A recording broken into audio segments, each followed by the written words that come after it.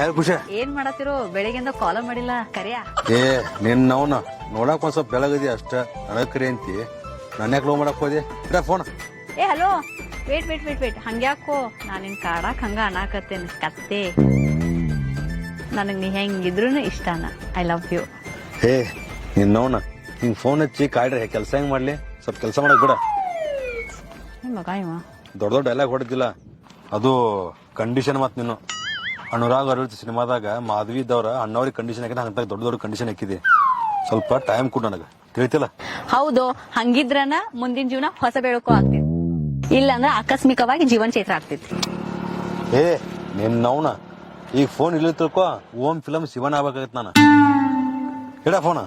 ಏ wait wait wait wait wait ಮತ್ತೇನ ನಿಂದ ಇವ್ನಿಂಗ್ ಭೇಟಿಯಾಗೋ ಪಾನಿಪುರಿ ತಿನ್ನೋನು. ಖುಷಿ ನೋಡು, ನಾ ಈವ್ನಿಂಗ್ ಲಘು ಬಂದಂದ್ರ ನಿಂಗ್ ಫೋನ್ ಮಾಡ್ತೇನೆ, ಇಲ್ಲ ಅಂದ್ರ. ಏ ಹಲೋ ಡವ್ ಮಾಡ್ಬೇಡ, ನಾನ ತಿನ್ನಿಸ್ತೇನು ಬಾ. ಖುಷಿ ನಾನು ಬಹಳ ಅರ್ಥ ಮಾಡ್ಕೊಂಡಿಲ್ಲ ನಿನ್ನ.